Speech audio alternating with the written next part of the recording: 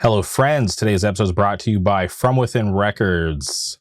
Saturday, May 18th, the One Scene Unites in the Panhandle. From Within Records showcase, Magnitude, Malice at the Palace, Seed of Pain, Envision, Worn, Collateral, Dimension 6, Statement of Pride, Burning Strong, and Milestone. This will all be taking place at the Handlebar. Tickets are on sale now, so please grab one before it's too late. Also, if you have not listened to the From Within Records podcast, episode 27 just dropped with Josh Grabell from Trustkill Records. It was an awesome conversation, so I highly suggest you go check it out and click subscribe. And if you're not following From Within Records on social media, please go boot up X, go boot up Instagram, click that follow button to stay up to date on all the current news. And like I always say, please support From Within Records because they support us. If you're looking for high quality merch for your band or for your business, please hit up my friends over at Good Fortune Printing out of Wilkes-Barre, Pennsylvania. You can follow them on Instagram at Good Fortune Printing. If you want to get in contact with them, please email them contact@goodfortuneprinting.com. You can thank me later. On today's episode, we had to track down our good friend Chris. Sings for a band called The Test Dream out of Sacramento, California.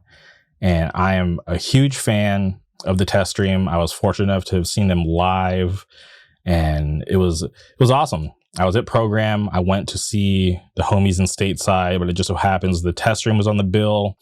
So I thought it was a great opportunity for me to catch them live for the first time. And it was a great experience. I have it on film.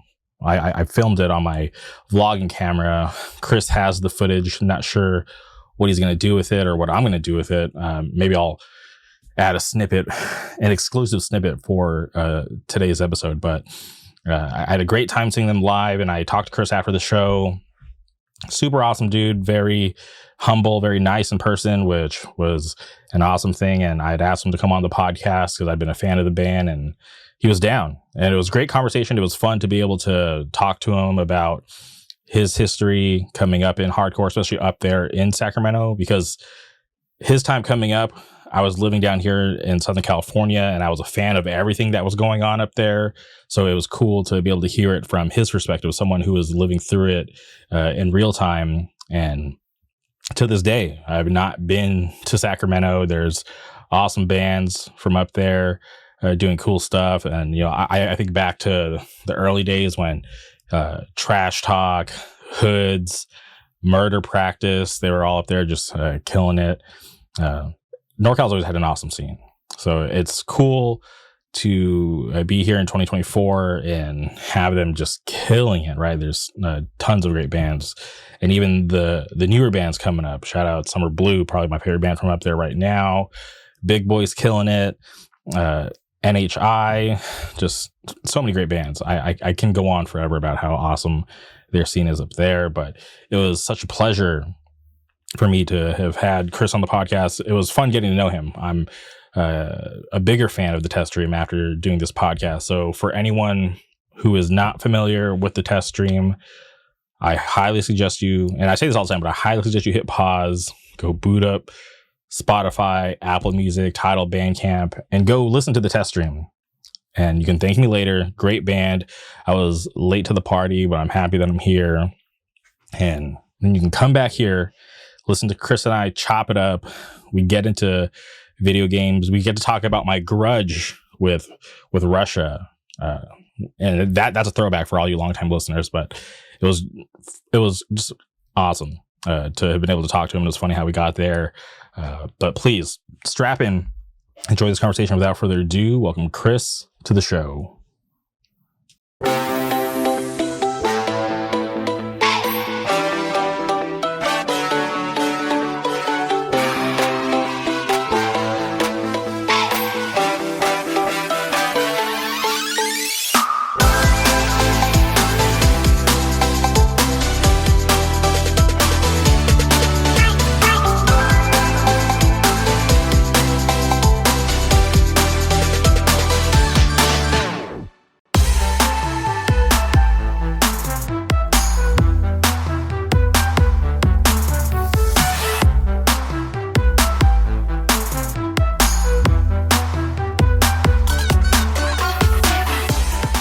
right, and we're recording.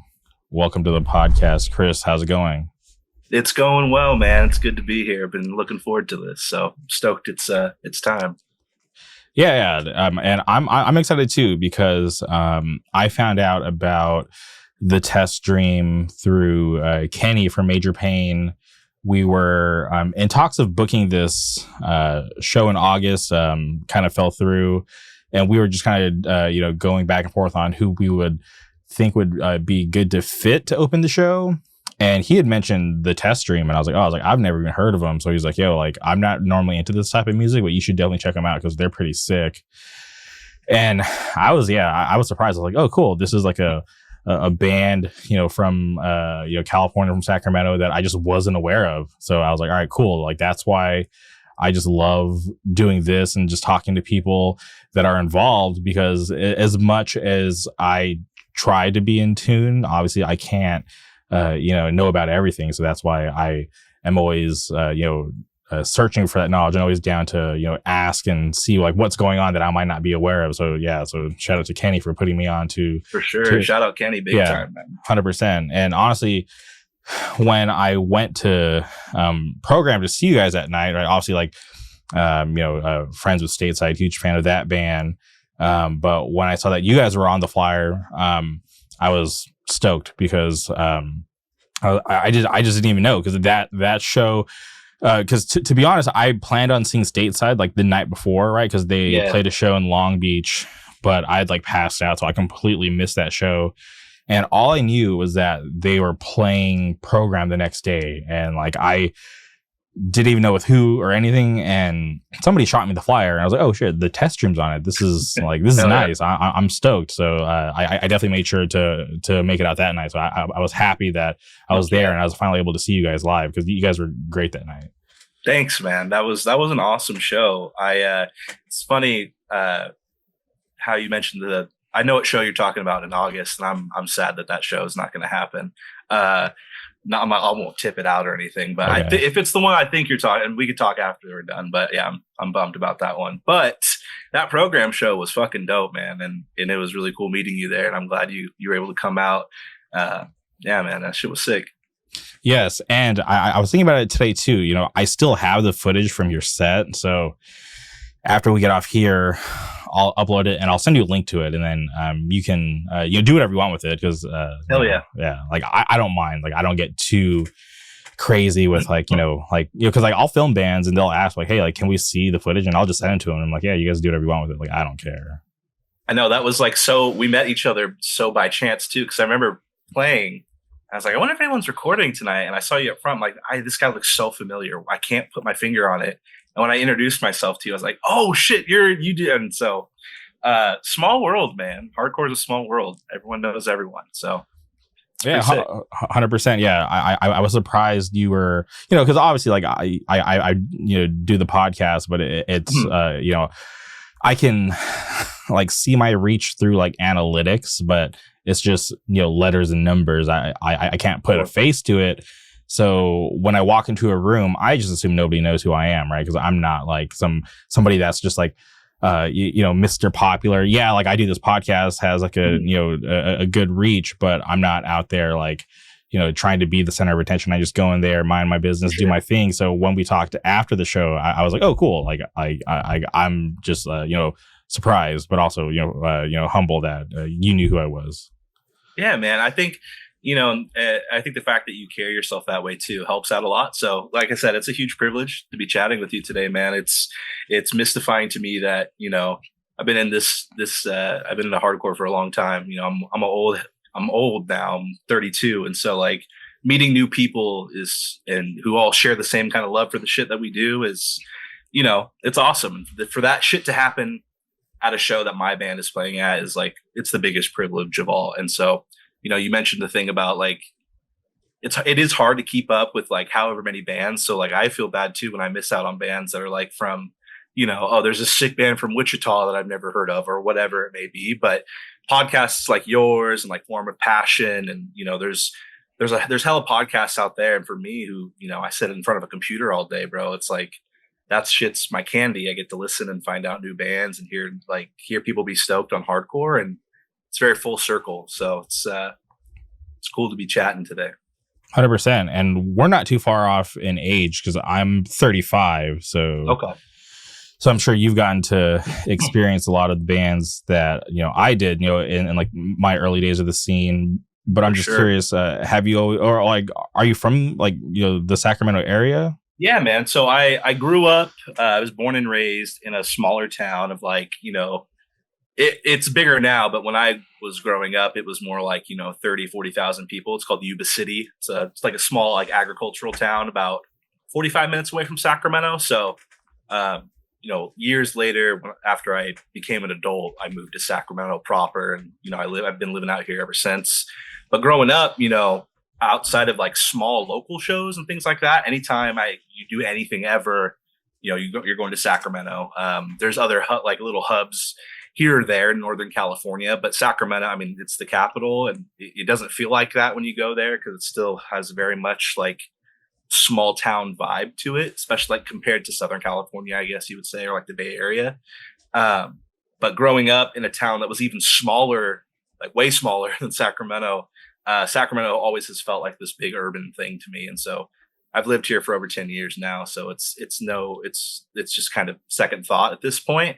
But growing up, man, like, 85% of the shows that you want to go to as a kid, we're always in Sacramento, or any like sporting events or whatever you wanted to do was always in Sac. So I don't consider myself a Sacramento native because I wasn't born here. But a lot of my like foundational experiences have been in Sacramento itself and kind of the greater area. 45 minutes in Northern California is a lot different than 45 minutes in Southern California.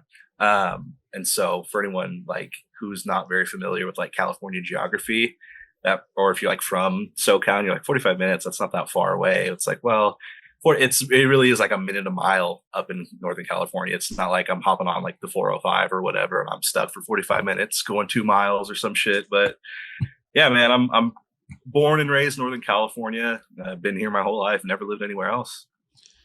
That's awesome. What's crazy is I'm like the opposite, right? Like I grew up in Southern California, lived here my whole life, but I've never been up north. It's crazy. Like the furthest north I've been like in California is like Fresno. Okay.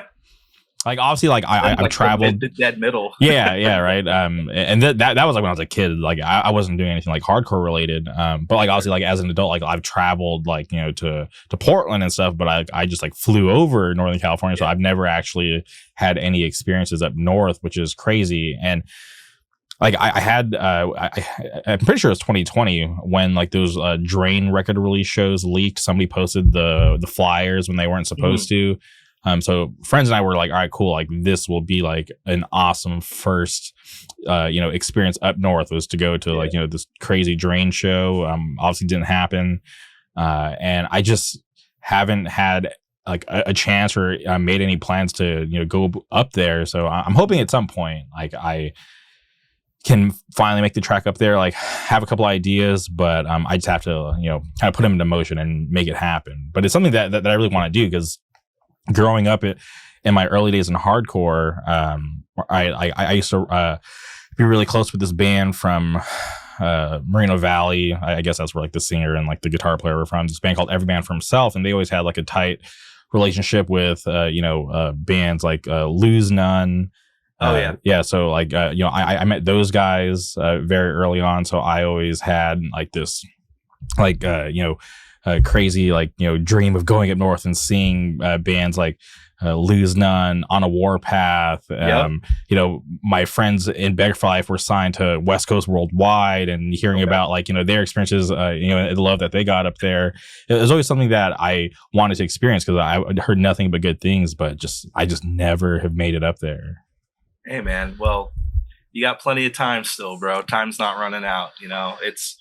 I would say for sure, like, I mean, I'm biased. I live in Sacramento. I think it's awesome, but you got to go to the Bay Area at least one time. I don't know if people are like stingy and don't consider it, but the Bay is Northern California. And so you gotta come out here for hardcore, non-hardcore related, man. It's the best. So, I love SoCal too. Mad love for down there, but the weather here is just like, it rains a lot and shit, like in the winter. Well, not as much anymore now that like the world is burning, but you know, growing up, it rained a lot here, and so it gets like pretty dry. It's about the same summer as like Los Angeles or Orange County, but yeah, man, Northern California is dope. Hopefully, you get to experience it, you know. And it's funny, you mentioned Lose None. We actually we announced the show today, so when by the time this comes out, it like everyone will know. But we're playing a fest. It's I wouldn't call it like a fest. It's like a pretty big show. There's like 10 bands on it in May 25th in Richmond in Northern California,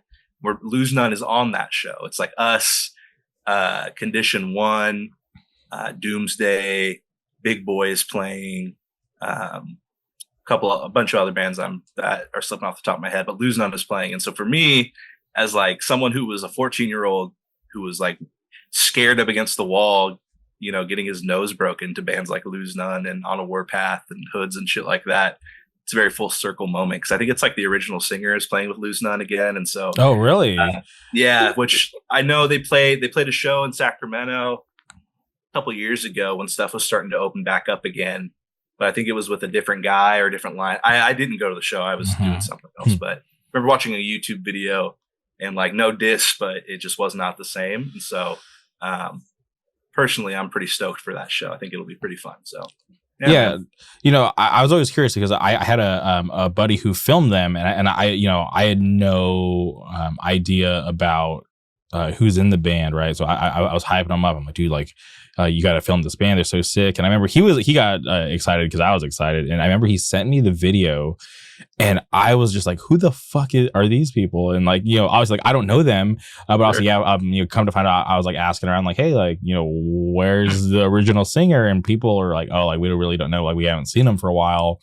You know, this and that. And I was always curious because, you know, for me, like, I was a young teenager seeing these guys while they were on the road. So, you know, they were always nice to me. And then I remember even, like, we had this weird connection, right? So, like, I met them through my friends in Every Man for Himself. But then just going to shows, like, we made friends with this band called Fight Like Hell from Denver. Okay, yeah. You know, and we met them when they were touring with, like, their band before that called In the Crosshairs. And, like, they were just always, like, super nice. So, like, whenever they would roll through, we'd, like, hella support them. And, you know, we had this crazy connection. Like, we were all friends with, you know, the NorCal guys, and we had this connection to Vegas. And I remember Fight Like Hell was breaking up, and they're like, yo, like, you guys have to come out to, like, our last show. Just get to Denver. We'll take care of you. And, like, we do. Like, me and my friends, we were, like, 17, 18.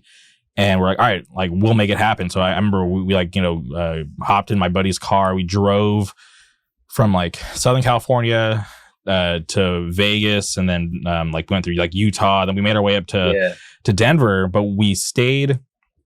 Honestly, I think we stayed at the bass player's house, but he had, like, a big barbecue, and, like, Lose None was there, Folsom was there, and at the time, my friends and I, like, weren't eating meat, and, like, the Lose None guys were grilling up a bunch of food, and they had, like, they like went out of their way and, like, made us like Boca burgers and stuff. They were, like, super, like, supportive of us not eating meat, like, back then.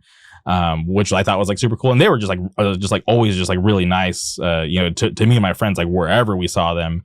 But obviously, like, you know, life happens. Like, we get older, they stop coming out. And like I said, I never made it up there, and we just kind of lost touch. So I just never really knew, like, what had happened to them, because I always thought they made awesome music. So I was always surprised that they never, like, really got bigger than they did.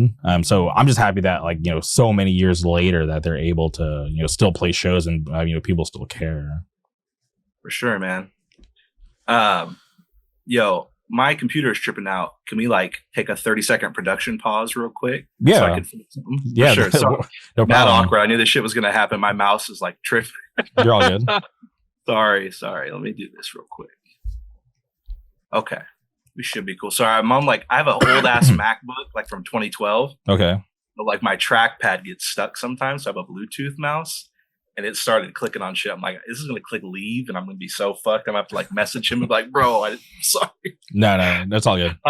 Okay, but yeah, man, like, Lose None, they came from this crop of, like, super scary bands back when I was younger, because 32 my first few shows, like one of the first ever hardcore shows I went to was at West Coast Worldwide, and Luzon didn't play, but it was like Hoods. It was like a benefit, one of the many benefit shows Hoods threw back in the day.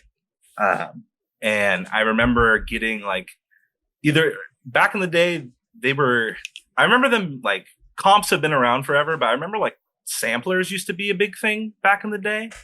Like little digipack samplers. Mm-hmm. And I got a sampler, and I don't remember who else was on it, but either On a Warpath was on it or Lose None was on it. And then from that point, I was like, beat down hardcore, bro. Like, I'm trying to fucking kick people in the head and shit. And so it's that's sick to see that reach, that you had homies that had homies and then went to Denver. And it's like, it's this whole, circle, man. Shout out Denver. There's some sick bands that are from Denver right now currently. I think it's like a slept on scene for sure. Like there's a band called Moral Law out from Denver, and they're really sick, like vegan straight edge shit. Yeah, I caught them live. They came to the program a couple times. I saw them when they were on tour with my homies from Richmond. Had to been like at least a year or two ago at this point. Damn. But yeah, Denver is an awesome scene. I'm stoked that I Stateside, I think, just played there like yesterday. Yep. Yeah, because I'm stoked on Stateside, man. Like, sorry to sidebar, but it's all good. Stateside at program, man. Like, Ben, me and Brandon plays bass in the test stream. We knew Ben through either like mutual friends or something. Brandon introduced me to him, and so when we came out, or when we were planning our run that we just finished up in January, they were like, we wanted to play Orange County because JC plays guitar in the test stream. He has mad friend. He went to college in SoCal in like Orange County. So he has like his core friend group all live down there. And so we were like, we need to do this. It's like kind of like a pseudo hometown show. You have all your friends. And Stateside had that show the night before with, I think it was with Terena. Maybe Broken Vow was on that. Mm-hmm. In Long Beach. And so we were kind of thinking in like Sacramento terms. It's like, oh, I wonder if they're going to want to play with us because it's like the next night. But Long Beach to Orange County is a jaunt. And so I was super stoked they were down. And, selfishly, dude, like they were the last set of our weekend. And I was just like looking forward to that the whole time. So I'm super happy that band's popping off, and they're on going out with some really sick bands this year. Yeah, man, I'm stoked on Stateside. I know you're homies with them. So I want to give my love out to them. They're dope. No, 100%. Like I feel like those guys are all very talented. So I'm happy that they're able to put in the work, right? Because they went on a full US tour with this band from Texas called Jockey, like very early on in their career. Very early on, and they wanted to put in the work to get their name out there. And it's not easy, right, to want to commit to a tour, but let alone a full US tour. So yeah, sure. I'm happy that at this point they're finally getting to see like the fruits of their labor, and they're getting proper love, because those guys that have played in bands before that I also felt were really good, but for some reason people just weren't clicking with it. So to see them play in Stateside, and for kids to just be loving it, and them getting on awesome shows. They're about to do like a crazy East Coast run with Koyo, Anxious, and One Step Closer, which is wild, and that's going to get them some more great attention. And yeah, and they're just talented and great guys. Like anytime that I needed their support, like when they're playing their other bands, whether it be to fill a bill, backline a show, those guys were always down to support what I was doing. So for me to be able to just do anything to put Stateside out there, filming these vlogs whenever I go and see them. I felt some stuff when I went to their music video shoot. For me, it's fun, but I just want to help push them as hard as I can, just because I want to see them succeed, because I think they deserve it. And I honestly think with this one, you can already tell, I think they have something very special with Stateside. No, 100%. Yeah, you how many bands have we seen over the years, right? It's like you kind of like there's always going to be surprising bands, and for me, it's like the kind of music, the style that they play is something that I I don't actively seek out music like that as much anymore. I'm old, man. I get my rotation. It's like, I know what I like when it comes to certain stuff and like more pop punk or like shit like that. And so when I heard them, dude, I was like, yes, like there's still bands that are fucking like doing shit that to me feels refreshing and not like corny. And I think that that's, I'm not like the person who decides if something's corny, but like there's a lot of bands you can tell that aren't doing it with authenticity in mind. Not just pop punk, but like, like for the music style that we play like metalcore, or like, hardcore, whatever. If they're authentic and genuine, that shit shines through. And so huge advocate for bands like that. That's what keeps me around as an old ass man nowadays. Yeah, like I would, it is hard to crack, into my rotation with that type of music because, like, like you have to compete with bands like Newfound Glory and the Starting Line, like shit that I've been listening to like my whole life. But with like this newer wave with bands like, Choreo, No Pressure, Stand Still just dropped a new single today, which is amazing.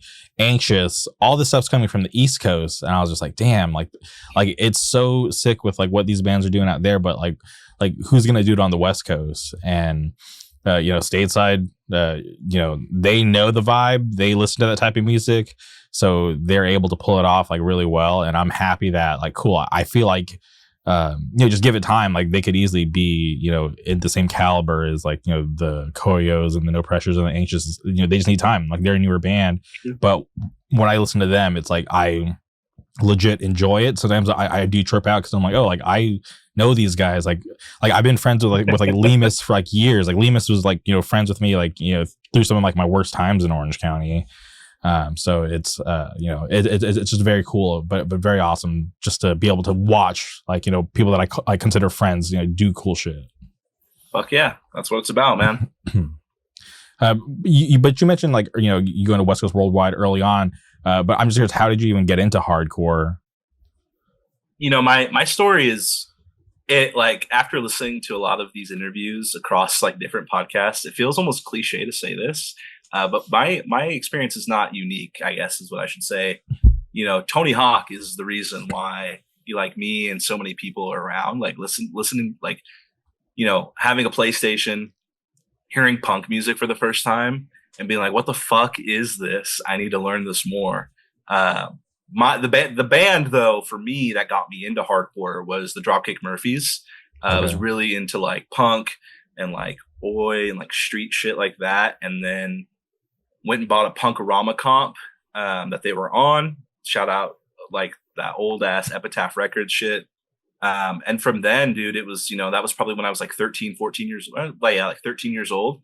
From then it was just like, and you're the same generation as me. So you remember like, going to MySpace, like get home from school, go onto MySpace, and I would search, like you would be able to like go to the music portion of the website and like do like genre, and it would show you like the top bands based off of whatever metric it was.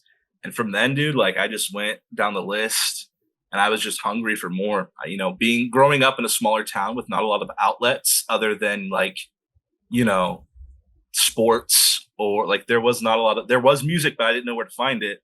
And so through like, I bought my first band shirt, like went to school and someone knew what that band was. And then that dude introduced me to his friends, things like that. There's this kid, my 8th grade, his name was Vince. Me and him, he like was wearing eyeliner and like, he was total like emo kid. And I was like, yo, like, I'm this like weird chubby kid too. Like, I don't have a lot of friends. Like, you don't have a lot of friends. Like, what's up? And then we figured out that we listened to the same kind of music. And so he put me on to like very early emo, like scene kid type music.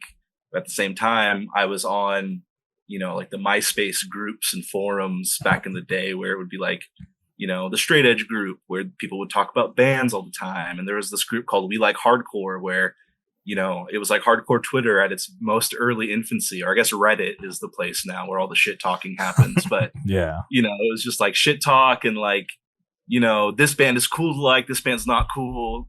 Fuck you if you listen to this band, things like that. And so as someone who, at that point in my life was not going to hardcore shows every weekend just because of availability, it was a learning process for me. I found a lot of great bands and a lot of bands that people would be like, fuck, this band sucks, dude. And then I would listen to it. I'm like, why do you not like this band? Like, this band's fucking awesome. Like, I remember someone was talking shit on Guns Up, and they're like, fuck, Guns Up sucks. They're just like blah, blah, blah, blah, blah. And it's like, whatever, dude. I'm like 15 years old. This shit's hard. This shit makes me want to move my body. And so, from then I figured out where the shows were at in Yuba City and Marysville. I don't know if, at least not in Sacramento. I don't know how it is in Southern California. It doesn't seem like it, at least California wise, but almost 20 years ago, like 15 to 18 years ago, almost every venue was like a church. Like, churches were, and I think it's evident too, because you see all the crop of Christian bands from back in the day that were like, I think were good. Like, you have like No Innocent Victims. Yeah, 100%. Or shit like that. And so, it all makes sense to me now as later on as an adult. As a kid, I never understood it. But back then, all these churches had all of the shows. And so for me, I was this kid who I was like, Mom, I'm straight edge. I don't do drugs and blah, blah, blah. And, my mom's like, my kid's a fucking loser. Like, I'm not going to give him a curfew. So I would go, and I finally figured out there was a spot, shout out the Marysville Holy Grounds is what it was called. Marysville, Yuba City was like a Twin Cities type vibe. So Marysville was like a little small town. And they had like all the shows, all the local bands would play there. Local bands from SAC would come down because it would be like their first stop on tour, like an hour away, shit like that. And I actually ended up seeing like a lot of bands that, looking back now, like weren't the greatest, but definitely helped like shape and mold my taste. You got a lot of a lot of the face down bands would come through there. Like, I remember seeing that band Looking Forward came through. Looking Forward X came through. There's this band from Sacramento called Stars Are Falling. All these bands that were playing like, just like straightforward, like hardcore music. They were Christian, and I didn't really like, it was a very confusing time as a teenager because I grew up, like I said, not a unique experience, but I grew up in like a family that it has like evangelical Christians in it. And, you're around this shit. And for me, who's like on the outside looking in, I don't fit in with anyone, my family and things like that. I wanted to get away from that. And so for me, it was a very confusing time as a teenager in formidable years, which is why, I could see why people hated on it so much back then. I didn't understand it as a teenager. But it was confusing to me seeing all these Christian bands play at this place that I thought was supposed to be like, off the beaten path. And this is punk rock music and this is hardcore and all this other shit. And now, granted, I think that those things can coexist. But at the time, it was very confusing as a kid. Sorry, I'm just kind of yapping. But yeah, man, I mean, from that point, it was just a matter of repetition. I started my first band when I was 15. We were like a power violence band. Our name was called Wilt Chamberlain. We played like one show. I was the singer, and I screamed, and we played for 4 minutes, and it was sick, and and never did anything again. And that cycle repeated itself. Which that's still something that happens to this day. Kids start bands, they don't go anywhere. Like, keep doing it, man. Like, eventually you'll find your footing. But through that, man, like my teenage years then were just spent like, straight edge. Like, I didn't fuck with partying. I didn't fuck with drugs or anything like that. I didn't want to hang out with anyone from my high school. Granted, being in a small town, the crossover of like things to do and amount of kids that are there, like you'd find a lot of like, quote unquote, like normies at all of the shows because it was one of the only things happening in town. So there was a lot of fights for sure. Which at least in my area, I'm glad that that's cooled off a lot. I think fights fucking suck, man. Ruined a lot of sick ass shows in my youth.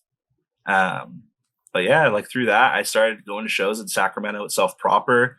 Go see bands like, Embrace the End and Elysia, or however you may pronounce that at home. Embrace the Analgesia, Catherine, Hoods, like talk about Lose None, On a Warpath, These Words Kill. Like there's so many bands, and it was all they ran the gamut of like metalcore, deathcore, whatever, like straightforward like youth crew bands, but every band was playing with each other. And to me, like I think hardcore is like a work ethic and a mentality, and less about, you know, defined walls when it comes to the music. And so to me, it was always just hardcore to me, you know, like the genre, arguing things like that never really landed with me. And so, you know, I was just stoked. And, you know, years and years later of doing the same shit, man, like I'm still here. This is still what I love. It's, you know, amongst other reasons, it's, you know, still why I wake up every day. You know, I owe my life to this shit. I've had my friends because of this. And I feel very lucky, very privileged to have found something that resonates with me deeply on a personal level, because I know a lot of people spend a lot of their lives before they find out, you know, I saw some shit about some like 60-year-old breakdancer on my Twitter today, like, oh, breakdancing saved my life. No diss, but like, I'm glad it didn't take me till I was 60 to find hardcore. Yeah, man. Long roundabout answer, but that's how I got into this shit. No, it's awesome because they definitely, you know, Christian hardcore was definitely a big thing here in Southern California when I was growing up. Because obviously, you mentioned Face Down Records; they're like, you know, located down here somewhere. I'm not sure where, to be honest. But there was like, you know, throughout the years of me going to shows, like Redlands was like a hot spot. Like they had this church called the Tithemy, where I got to see, you know, a lot of like cool Christian bands, like, you know, Death Star, right? They're from Redlands. Yeah. So I saw them there a bunch, but like, you know, like in that church Tithemy, that was where I saw bands like Donnybrook for the first time, where, you know, I'm like, holy shit, like I didn't know like these crazy like tough bands where like, you know, dudes getting smashed like inside of a church. Like I didn't know this would go on. That was crazy. And then there was a church called Oasis where they would do shows in the basement. I only went there once. I saw Sleeping Giant and Force of Change in this basement, which was awesome. Hell yeah. And then after that, for a while, it was in Rancho Cucamonga. There was this venue called the Nitty Gritty, which was a church, and they had a lot of shows there. Let's say that venue sounds familiar from a long time ago. So yeah, and then you said, you know, being this crew with my friends from like Corona and stuff, and kind of built up a bad reputation, a lot of fights, ended up like getting banned from the venue, which, you know, that's never a good thing, right? Obviously, you know, fights happen, but I you know, got to the point where like, I just didn't enjoy that aspect, because like we were going to shows to fight. Like we weren't even going to shows to go to shows. We were going to settle beefs and weird shit, and you know, got to be just really old, and I was just like, man, this is not fun. You know, but I'm still friends with those people to this day, and you know, like we're just young and crazy back then. Totally. Yeah, but I'm always curious about like what happened to Christian hardcore, right? Because I'm sure, you know, there's still some bands, but they had, I feel like, just like such a bigger presence, like in like the like late 2000s. Because you know, you mentioned No Innocent Victim. I feel like, you know, their music still holds up to this day. Absolutely. Listen to bands like Seven Star. I feel like Seven Star could, you know, thrive in you know, the modern age of hardcore. And yeah, and I was able to go to Face Down Fest from like 05 to like, I think like 08. Because the first year I went, it was at the Showcase Theater in Corona. And then they moved it to the Glass House. I was at the Glass House for a couple of years. And I remember one year it was at the Stronghold in Chino, which that's another church venue that I completely forgot about. And then I just like, you know, fell off of Face Down. And then I remember for a couple of years they were smart with it. They're like, all right, like our lineup's not as strong as it used to be, but if we can bring back like one like legacy band for the fest, like we could, you know, get people to want to come out. And so every year it was like, who's the band that they're going to bring back? I remember they brought back Death Star. I went the year Seven Star played. I think Gideon was like one year. I didn't really get into them, but I remember that was supposed to be a big thing for some reason. Sure. And then it just stopped.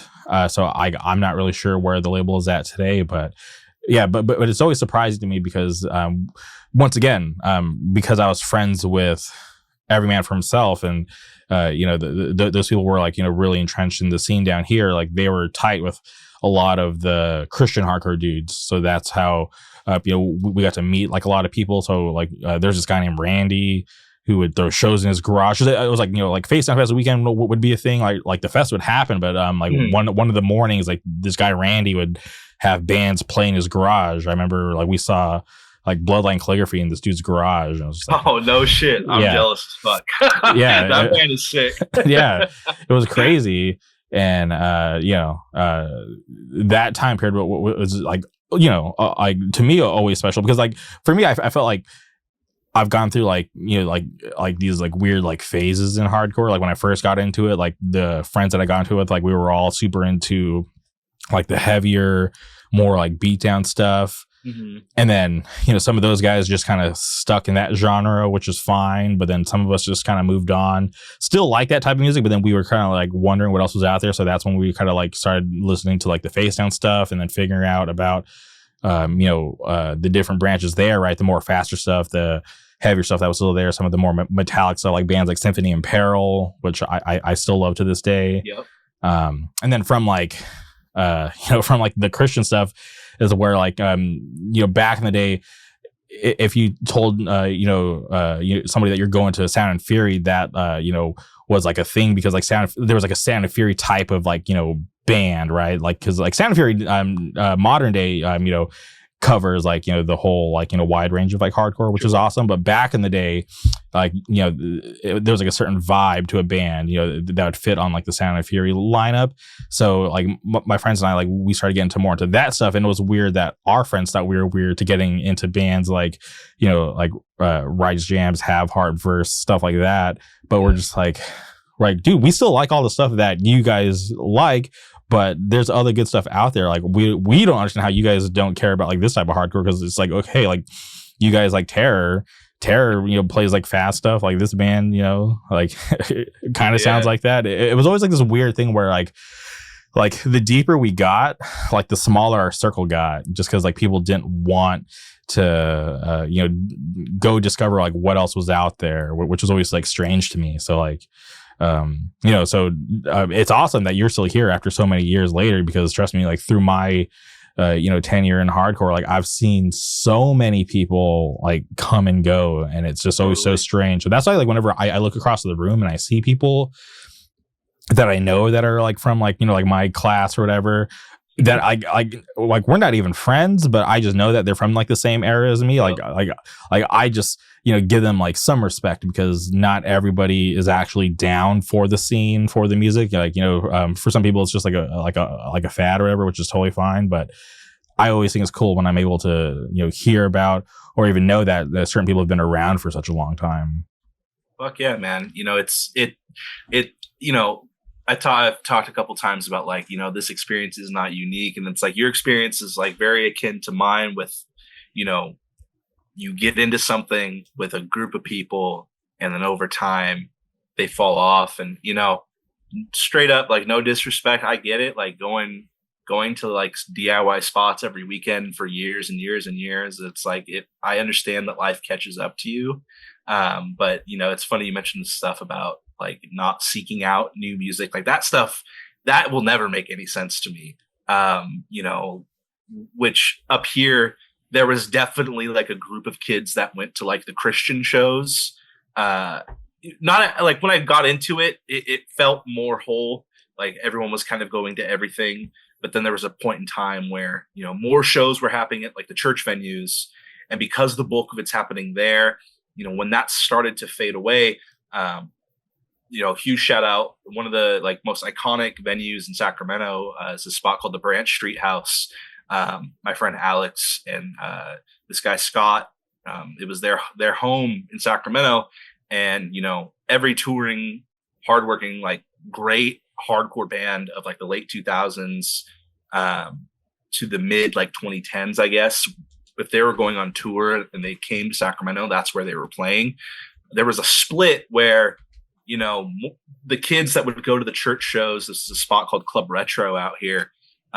You would start to see them, you know, not show their faces often, and you would see them go to other shows. And I think, you know, I think the overall like relevancy and kind of like amount of Christian hardcore bands that, you know, exist within the space that other like true like DIY like hardcore band, like people with hardcore ethic that are playing in these bands, you know, that used to be like where these bills used to coexist. And I think there was a time where I think maybe just the overall goal may have changed, and that's a huge assumption of me. But I just look at how these bands, to me, I think like I can't think of very many like Christian current modern bands that aren't like playing huge like Live Nation venues. You know, you mentioned like Gideon, and I don't listen to that band.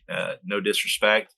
I know they're mad popular, and they're one of the main Christian bands I can think of. Like they're playing like the Furnace Fests and headlining the Furnace Fests and these things and all overall, whereas these other hardcore bands, they were playing at these local spots. And over time, at least in my area, you'd start to see the kids kind of fall off week over week over week. And so now when I see people from, you know, like my generation, I see them at shows, not every weekend, but if I see them once, like that makes me so excited that they're still showing out. Like, you know, you could tell, and it's easy to keep up with everyone through social media nowadays too. So like I could tell like, oh, I know that guy still listens to like he's still listening to No Warning or whatever. It's like, or he, you know, I'll see friends kind of pop up out of the woodworks when a band that has been relevant for different decades, like Harm's Way is one of those bands for me, like where, you know, Harm's Way was like this really scary fucking crazy band when I first got into hardcore, and they still make really fucking crazy scary music, but it's evolved so much. I still see people that were going to those older like those Power Violence Harm's Way shows that I was going to. They're coming out to where, you know, Harm's Way did a headliner, and they came through a couple months ago with like Fleshwater and Ingrown and Jive Bomb, and our homies Click from the Bay played that show too. And it was like total old head central, man. Like it's like this nice venue. Like they got, you know, it's like not Live Nation, but like that's how I would describe it. It's like, you know, it's like a pro venue, right? I saw hella old dudes from back in the day. A bunch of people that, you know, I don't see at, you know, I don't see them at Test Stream shows or like Extinguish shows or whatever else, but they're coming out to these. That still makes me stoked though. They're still around. And so it's kind of the same. I don't know, like if that's how it is all around the country. But at least in California, it sounds like both of our, you know, our trajectories kind of maintain the same little side stories or like little side quests that people went on. So yeah, man, it's very similar. Yeah, it reminds me of, I went to American Nightmare and Chemical Fix came through, and okay. I'm friends with Chemical Fix, so I was like, I'm for sure not gonna miss them coming through, because one, they're an awesome band, but two, it's also like I would like to see my friends on the West Coast. Yeah. And I like American Nightmare, but the show, like, I don't know if it was like just like promoted poorly or what, but like the show was shot. And like, that sucks. And I didn't recognize like anybody. Like I was looking around and I was like, whoa, this room is like, you know, like half full. And I'm pretty sure it was like on a weird like weeknight too. So that didn't help. But also like I was looking around and I was like, none of these people go to regular hardcore shows. Like, where did they come from? Like, who are these people? It was like the weirdest thing. Like I felt, you know, because like I don't go to like 100% of the shows, but at least like I'm active enough to know like what's going on, right? Like yeah. I'll pop in and recognize some people or whatever, but like yeah, I went in there and I felt like I was not in Orange County. It was really strange. But also just like, yeah, like I guess like, you know, some people just, you know, they get to a certain point where like that's it for them. And like, you know, for me, like I could never just be okay with not knowing with like what's going on with hardcore, because like I feel like the day that I discovered hardcore, like I've been on like this endless quest to like you know, fill this hunger for, you know, my love for hardcore. But it's just like, no, like I'm always surprised that like, you know, here we are in 2024, and there's still new bands popping up that I'm just still impressed with. Like, wow, like so many years later, like this genre has not gotten dull. Like there's and like I credit it to like the youth, right? There's like, Totally, it's always like these 100%. awesome like new kids popping up and finding new ways to making hardcore sound awesome, right? Because obviously like they're influenced by certain bands, and like when I hear these influences, I'm like, oh cool, that's sick, because they're like kind of like playing the same style as the band that I loved growing up, and now that's what they're into. So it's like I get this refreshing take, because like there's certain bands that I love that probably will never play a show again, but there's like this newer band that kind of sounds like them, so I'm like, all right, cool, like this is awesome, like let me enjoy this like current era and support. But yeah, like I was never it never made sense to me how someone who once like claimed to love hardcore could just like walk away, because hardcore is more than just listening to the music, right? It is going out and supporting your scene, and there is this community that's like always thriving. There's always something new going on. So to be a part of it one day, but then to be able just to walk away the next is just so strange to me. Yeah, man, I'm ruined for life, dude. Like it's hard for me. And, I listen to I don't listen to 100% aggressive music. Like, I'm listening to like Block Party, or I'm listening to like drum and bass, or like jungle music, or whatever the fuck. Like I listen to a bunch of shit, but like I love music so much deeply. And the music that I love is music that I want to participate in. It's not something that's passive. And so, yeah, I'm not to call people posers or anything, but like, for you to fall to the wayside from something that is so active and so like energetic, and it just makes you want to move your body. I crave it, man. Like I listen to music and I'm like, I can't fucking, I went to Sound and Fury last year, and like, by the time Trapped Under Ice played, headlined the second night, like me and probably everyone else there was fucking shot, bro. Like I'm sunburnt to fuck. My feet hurt from walking on branches all day. Like I've seen hella bands. Like I haven't slept. I've been eating like shit, like smoking weed or whatever. Like I'm tired. But Trapped Under Ice hits, like they start playing Streetlights is my favorite Trapped Under Ice song. And TUI, the demo came out in 07, 08. And so that was very formative years for me, and they were a hugely formative band for me. And they've been a current and modern, and like I know that they've broken up and taken breaks, but they've felt present this whole time. I was standing so far away, bro. Like I'm not gonna dance, I'm not gonna whatever sing along. Like I'm just gonna sit here and enjoy it. And as their set progressed, I'm like singing along, like finger pointing from like fucking 1,000 feet away. And I'm like, what am I doing, dude? And so I push my way through, and I get in, I get to kind of hit the dance floor. And it's like, that's what I live for, is like moments like that and music like that makes you like, you unequivocally have to move your body, because that's just the response to this thing. And maybe I'm not moving my body personally, but people are bouncing into me, or I'm like soaked up next to people. And it's like, that's what it's about, dude. And so, yeah, I just love this shit to ever walk away from it. I think, I'm here after I went to my first show when I was 14, and I'm 32 now. So my love for this shit is an adult now. So, I don't think I'm just ready for more at this point, dude. Like I feel so young. I feel like I'm 22. Like I attribute that to this music and talking to people like you who fucking love it just like I do. And it's very validating in that regard to be able to show up, and especially after things have opened up after 2020, like, I don't know if it's a California thing. I know it's happening in other states too. I'm not sure how nationwide it is, but dude, like the youngsters are showing out. Like it used to be, it's like, there's a hardcore show tonight. Cool. I'm gonna roll up, show up right before the opener plays. I'm gonna pay, walk in. I gotta buy tickets to everything I go to now. Like it's fucking crazy, man. Like everything sells out. Shout out to Danny and RNRG Presents in the Bay Area. They do shows in like San Jose and all over the Bay. Dude, they do fucking crazy shows, and every single show sells out. Like you gotta buy tickets. And for me, that's something that, like,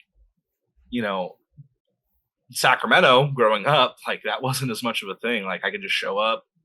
You're going to get in. And I know that's kind of still how it is now, but it's like, sold out means sold out nowadays, bro. Like people are selling tickets like crazy, and so it's evolving. And I know a lot of people are mad at the kids for not knowing how to do shit or not knowing how to act, and it's like, well, you know, they'll learn the way that we learned, and it's on us for them to fucking learn from us and to set the example. You know, and they're already here. You just got to keep them here, and if they're authentic and genuine about it, then you know they'll be fucking old ass motherfuckers like me later on talking all about it on a podcast a decade from then. So I'm just stoked on it, man. It's crazy. We did that. We did these 4 days where we played a program. We played in the Simi Valley the night before in the 805 at Rapid Skate Shop. Shout out Affliction and Last Remorse, bands that we played with. Never played a show in my life in that area. Saturday night across town in Long Beach, Stateside and Torrena and Broken Bow played, and we still had like 50, 60 kids deep. For a bunch of bands like us, we went out with this band Earth Exit from up in Northern California, Pearl Clutcher, which is a side project of Earth Exit. And, you know, most of those kids had, you know, presumably never heard of us before. And we walked away with making new homies. People knew our lyrics, which is like fucking insane. And so it's awesome, man. The young kids are eager to learn and they're eager to find new bands. And, you know, like you said, I'm always on the search for new stuff. I hope that they have that too. It's overwhelming to me, kind of actually, like how many bands are out and how many shows are happening. Like we're trying to book another like little weekend thing pretty soon. And just like looking at the calendar of across the different venues, like there's shows everywhere every night. And, you know, if you don't think there's shows in your area, you know, hopefully that's not the case. Hopefully you're just not looking hard enough. But yeah, man, like I implore everyone to keep looking, keep searching, because there's too much, man. No, not too much. There's always room for more. There's plenty of cherries at this table. It's just, fuck, man, there's a lot. And I feel so dumb when I like see a band live. I'm like, why haven't I listened to this band before? Like this band's fucking crazy. Like that band Affliction, bunch of young kids from 805.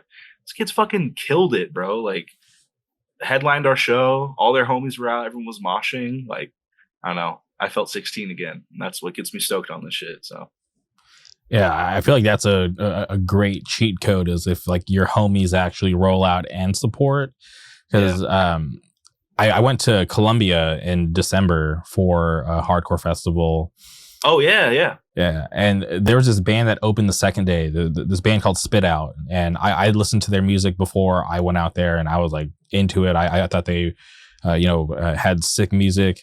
But they opened the second day and their homies like showed up. There was probably like maybe like 20, 30 of their homies just moshing, singing along. And, you know, on a fest for the band to open, you know, it's early. People aren't, you know, fully ready to just go crazy. You know, a lot of people just standing around, but no, like their group of friends like showed up and made it seem like we were like midday through the fest. And I was like, wow, that's awesome, right? The music's solid, but the fact that they have that kind of support, you know, just made me, you know, like enjoy the city even more, because it was just a crazy set. And I'd heard from like other people that like, yeah, like those kids that showed up, like they're always rolling that deep and going off for their friend's band, just because like they're down to support and they like what their friends are doing. So I think it's awesome to hear that, you know, from like that band Affliction. Fuck yeah. It's awesome, man. Okay. So, you know, we've talked a bunch about the Test Stream, but I'm curious, how did that band come together? For sure. Yeah, man. So myself, Brandon plays guitar, and our drummer, Eric plays in a couple other bands. He plays drums in Extinguish. He plays drums in this band from Sacramento called Defective Chain, which Ged, who plays guitar and Extinguish and like Field of Flames and mad other bands, he sings for that band. They're like Japanese hardcore style shit. It's really sick.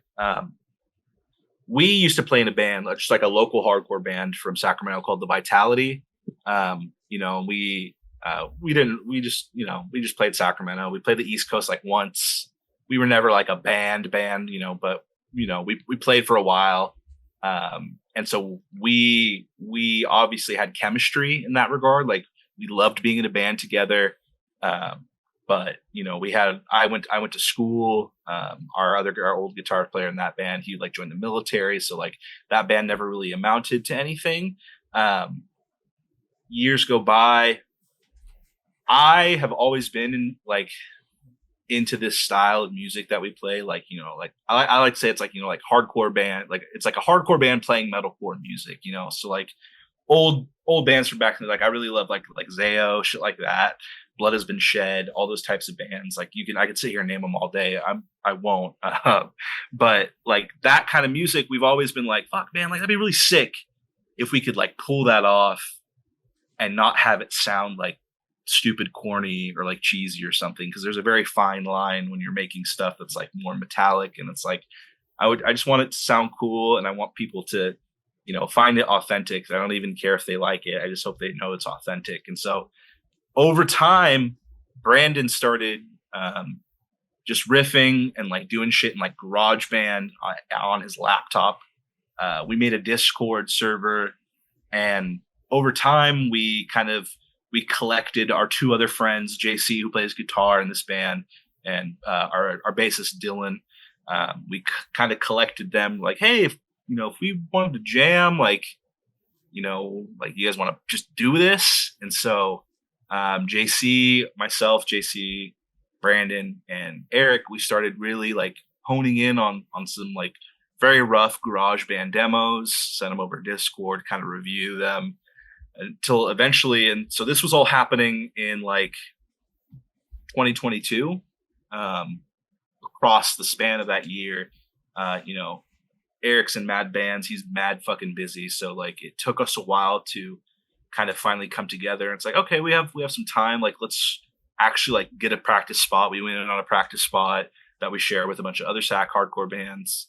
We got in the room finally, and we, I would say like winter of 2022, we finally sat down and we fleshed out our first our self-titled demo that we put out in 2023. We put out in March of last year, so it's almost been about a year.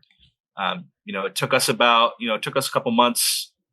We really honed in and like really like got in and made sure that those songs were like locked in and fucking dialed in, because we knew that it's a very vulnerable thing putting out music regardless. But it was a very vulnerable thing. None of us had ever been in a band like this before, and we were taking a chance, and we knew that it's not for everyone, and like people might think it sucks or whatever. Like it was just I don't know. I'm speaking for myself, not for everyone. I was very self-conscious about it before we put out music. Something brand new. Like I'm like clean singing on it and shit. I'm like, fuck, I don't know, man, about this. And so eventually we went and we recorded with our friend up in Sacramento. His name is Connor. He has a studio called Soundheart Collective. We went in, we laid down the demo over the course of a couple days. And then as soon as we got the music back, we fucking sent it to all of our friends, made all of our socials, and put it up. Just for like, boom, like, hey, what's up? New band.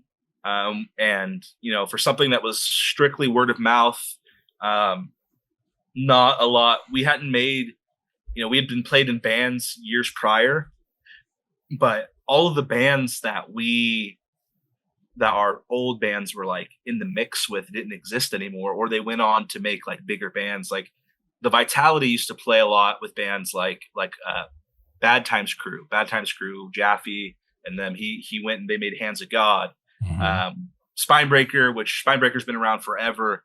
But we played with like the Spinebreakers or like True Hearted, all of these bands that eventually became to like Gulch and Tsunami and things like that. They're off doing their own thing. They're mad busy. And so, for us to join that mix and be with a bunch of other newer bands that were still cutting their teeth, it's like, it doesn't matter how long I've been going to shows for. Like, this is a new band. I'm out here. I'm paying my dues. I'm cutting my teeth. Like, everything's DIY, and we just want to be active, and we're down to play whatever. And so like, we were like, boom, hey, here's this new band.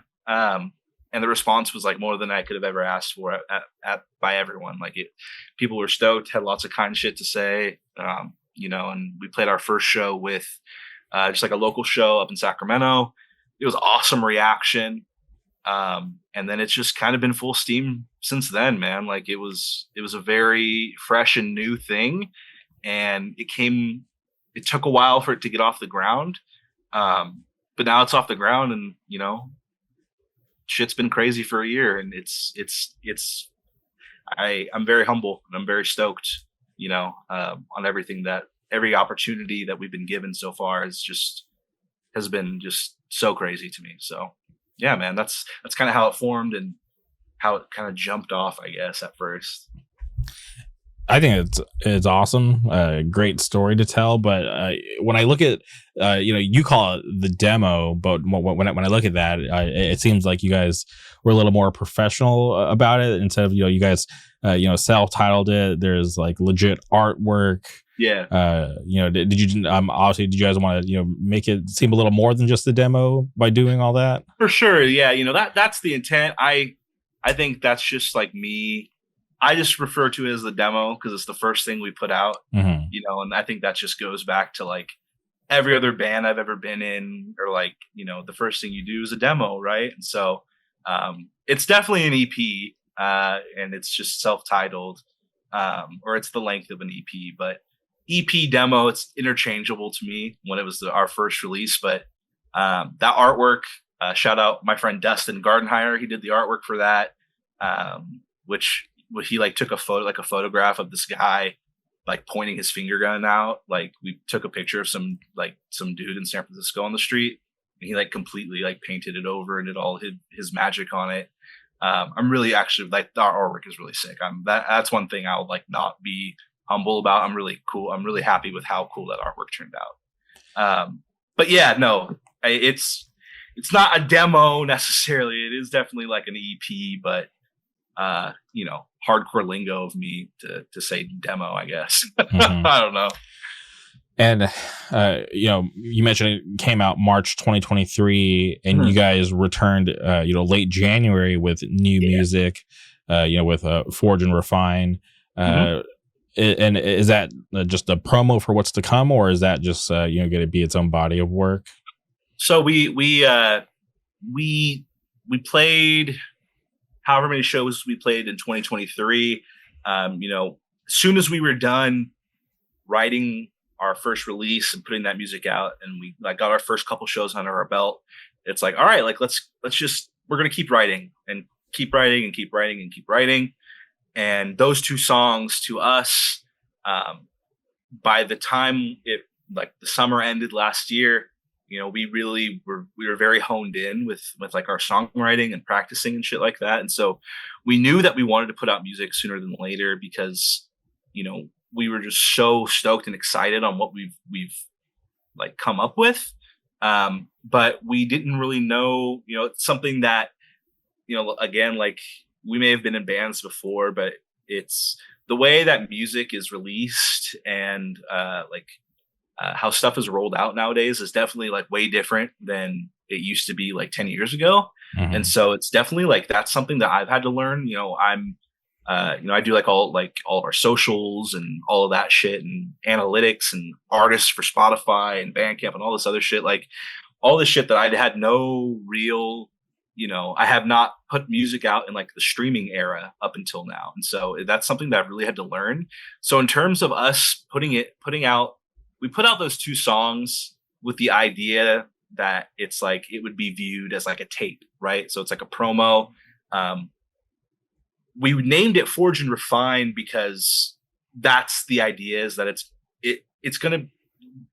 I don't know what the future will hold with those two songs, but it's not. I don't think we're gonna like re-record those and put them on a record or anything anytime soon. Like those are meant to stand on their own and kind of work as their own two back-to-back things, and that's why we really wanted to make sure that like we put a lot of effort and resources into like the artwork.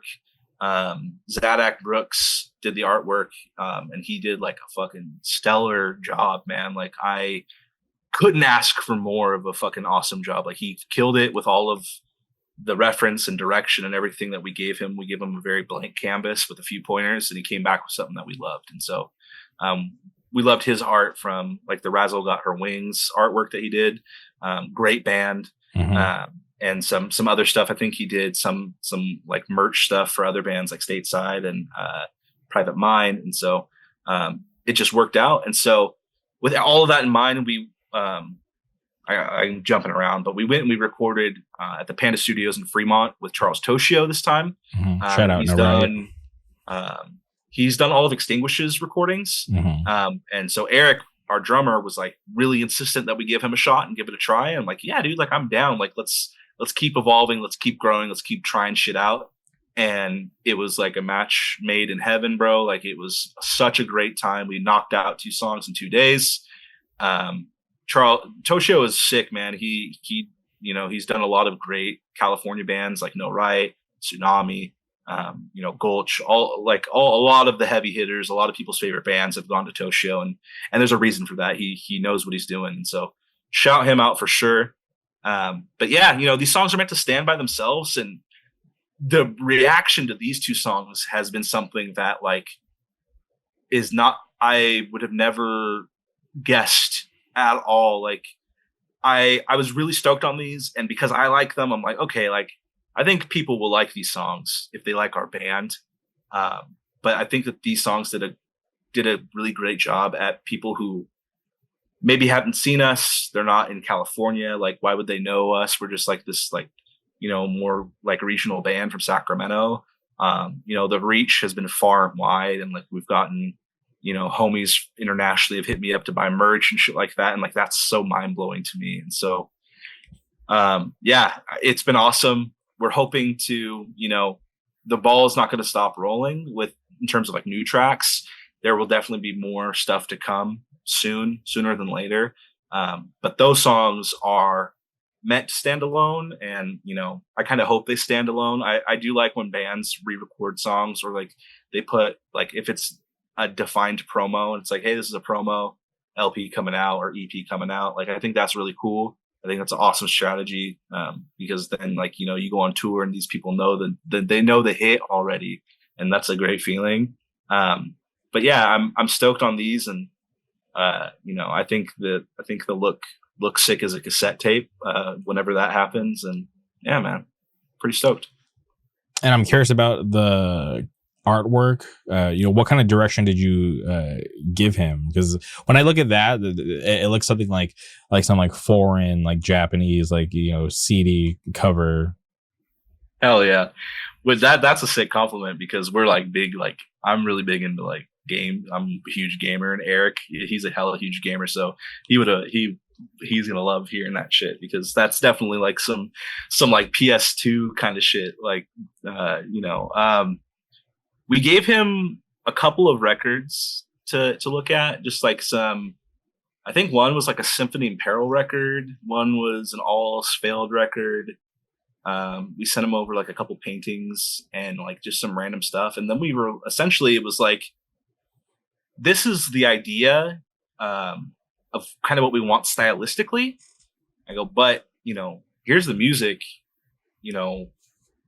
just whatever you're feeling, like, this is kind of the general idea. This is the color scheme. We wanted to keep, that was the one like hard thing that we sent over, is like, we want it to match thematically kind of like the same kind of color scheme as the EP demo was. So like more like a red and a blue kind of thing. But he returned back with like some crazy like cyber, I don't even know how to explain it. It's crazy to me. There's some, like, I look at it sometimes and it kind of gives me that feeling of like I'm stroking out. I'm like, I don't know what the fuck I'm kind of looking at. Like there's like a lot of shit going on. But I'm really excited with how it turned out, and that's been one thing that a lot of people have come back with too. They're like, dude, the artwork is crazy for this, and so I'm really excited, and the feelings that you got from looking at it is something that I've heard from other people too. So, hey man, I'm cool with it. That's badass to me. So yeah. Yeah, no, I think it's very fitting for, cool. For the band, for the music. And I even realized, when you mentioned like color scheme, like, I'm looking at the 2 covers right now. Like, okay, that's awesome. Because that's something that didn't even cross my mind. Hell yeah. Fuck yeah. Okay. And I'm curious about like the the song titles, like very poetic. Why'd you decide, or who picked the song titles, and why'd you guys decide to go down that route instead of you could have gone with like one word titles? You could have gone a bunch of different routes, but I'm just very curious how you settled on doing it like that for the song so far. Yeah, I write all the lyrics, and I've all the song titles as well, except one, which was eventually turned into Where Lilies Breathe, which is the second track on Forge and Refine. Those are just lyrics from that song. So when it was time, I was undecided on that one. Dylan, our bass player, he was like, "You should name it that." And so that one came together the most simple out of all of the songs, for sure. The first track, which is "I'll Be Dressed to the Nines at Your Funeral," for me, I really wanted to name the track something thematically in line with how I was feeling with the lyrics themselves, like how I feel about the song personally. But I wanted, I look back at all the bands that we're inspired by, and like bands that if we were around 20 years ago, these would probably be the bands that we're playing with. I did a lot of like searching around and looking at a ton of different song titles and a ton of different record titles and things like that. And, I'm like, man, like, back in the day, like a lot of these bands had like crazy run-on sentence, like song titles or lyrics or record names and so with that in mind, I wanted to keep the spirit of that alive and kind of, I could have named it like a one-word title or a two-word title or whatever. And I think that's sick too. Like, whatever a band names their song, like that's dope because that's what they feel when it comes to those lyrics or that song. And so with that one in mind, like you saying poetic is definitely like, I wouldn't call myself poetic or anything, but like when I write the lyrics, I keep it in the way that I approach it is definitely with like more so of in prose and kind of, I guess, like poetry in certain lines are definitely more in that kind of like I did a lot of like creative writing in college and shit like that. And so I love books and novels and all that. I'm a nerd, and so I think just kind of passively that's the way that I approach it, and maybe not with like it is done with tact, but it's not like on purpose. Like I'm not actively doing it on purpose. But naming that song so long and poetic or however we want to like label it is deliberate, and it's definitely like meant to be an homage to like bands of Yonder and Your of like the Norma Jeans and there's this band that I really like called Winter Solstice. They were another like face down records like metalcore band. Their record was called The Fall of Rome, and I thought that it was very I was like, that's very like tragic and very like dramatic. And so I wanted to have an essence of drama and an essence of like, I don't know. I think that's what helps set us apart too. With there's so many awesome bands playing similar style to us, but it's more like, they're like in the castle with swords and shit. And I'm like, we're like at the mental hospital or whatever, like being emo and weird. I don't know. But yeah, man, I feel very humble talking about lyrics and stuff because I don't really talk about this shit with anyone. And so I guess that's the whole reason we're talking today. But it's yeah, man. I guess that's why. Sorry, that was a hella run-on answer. No, it's awesome because when I read song titles like that, it reminds me of I listened to this band from Canada called Boys Night Out. Yep. And yeah, they have the album Make Yourself Sick, and they have song titles like The First Time It Shouldn't Taste Like Blood. Or like the opening track, which is like a long one. It's like I got punched in the nose for sticking my face in other people's business. So I was like, okay, cool. Like that's what like like when I read your song titles, like that's what it reminds me of because Boys Night Out, they were always for that record it had these like crazy like outrageous titles, but the music was awesome, so it just made me love it even more. Fuck yeah. But can you talk about like the meetings of the songs on sure, Forge man? Yeah, like like Forge and Refine. I'm definitely an advocate for, I think, I think the listener, and like I guess in this regard, it would be the hardcore kid, right? Like, I think the whoever's listening to it should dictate definitely like what it means to them. I'm a huge advocate for that. But I would be, and I think, I hear a lot of people will say that kind of sentiment and then be like, it means whatever you want it to mean. It's like, no, well, I wrote these songs definitely like with meaning. So, honest, straight up, the first song on Forge and Refine is, I was working a job at the time that if I was there for another day, dude, like, I may have not been sitting here today, and I don't know what that outcome would have been, but like, it was driving me to the point of it was all bad. So that song really is just about like, straight up, like, fuck having a job, fuck having to go to work. Like, why do I have to go to work? Why is this the way shit is? Like, fuck that.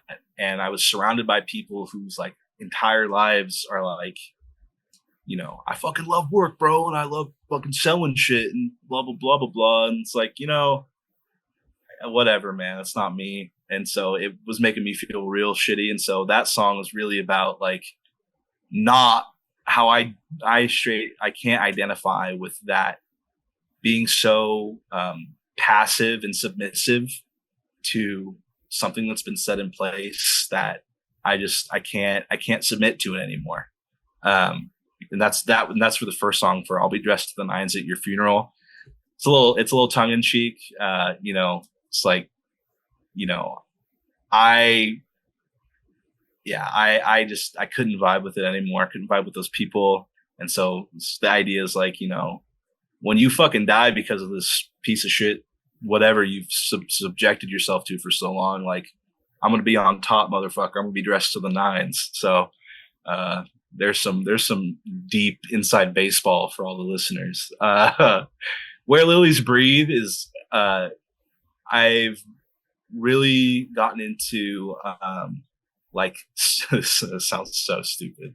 I've gotten really into like the mythology of like samurai, not mythology, but like the history of like samurai and like samurai combat strategy. And like, one of the most like universally known like samurai his name is Miyamoto Musashi, and he has a book called The Book of Five Rings. And so I read the Book of Five Rings, which is like, when you strip it down at its barest bones, like, it's a book about literally about how having to be like a samurai preparing in combat. So like 75% of it doesn't really apply to me, because I'm some fucking dude that lives in Sacramento. It's 2024. But a lot of why you would read that book is like the wisdom and shit that's in there. And a lot of it is about returning to this place called the ether. And it's like, a different realm, a different plane of existence away from this reality. And that's really what it's about, what Where Lilies Breathe is about. It's about, there's a lyric at the end where it's, I seek transcendence beyond man's creation. And then I follow it up and say, I seek transcendence in the bowels of her love. And that's just talking about like, I want to return to earth. I want to return to the soil. Like, I'm ready to move on. So, it's a little depressing, but it's meant to be hopeful. It's meant to be, hopefully someone hears that and is like, I don't got to submit myself to this, whatever I'm going through anymore. I don't have to deal with this anymore. Like, I'm not alone. I think of a lot of bands from back in the day that had a lot of shit that was very profound on me, that helped me out through, dark times or sad times. Like, and that's why I still do this. That's why I love writing lyrics. It's why, the jury's still out on my singing ability, but like, that's why I'm a vocalist. Like, if I can have one kid read the lyrics and be like, yo, that helped me out, or that inspired me to do X, Y, or Z, that's why I do it. And that's what those songs are about. The EP songs are kind of pretty much all the same. It's all the kind of that same vein of just like being stronger. And, I'm sad, but I'm not going to let the sadness fucking kill me anymore. So yeah, man, that's pretty much, and I think that's kind of the overall theme and the overall kind of vibe for the test stream as a whole, which is not just my lyrics, but musically, you know, we have like a lot of like softer, like I guess you would consider like emo parts, melodic parts that are like, you know, and then it's like a fat like 0-0 breakdown afterwards. Like that's what it's about, man. It's like amped up on both ends of the spectrum, and that's what it's about, man. Yeah. One song that I was really curious about, not a lot of lyrics, but I was just curious, like, you know, if there's like a deeper meaning. But I'm curious about the third track on the first record. Is it Daylight Where You Are? So, so if you know, you know, and if you don't know, you're about to find out listening. The Test Stream, our name is taken from a Sopranos episode. There's an episode called The Test Stream, and that episode is like a weird, crazy, like surreal, like fever dream episode. And so, Is It Daylight Where You Are? That's like an interlude track on the EP. So it's just instrumental. And so when we were uploading lyrics, Is It Daylight Where You Are is a line from that episode from the Test Stream. And so we named the song that. And in the script for the show, so it's like Tony Soprano says, you know, is it daylight where you are?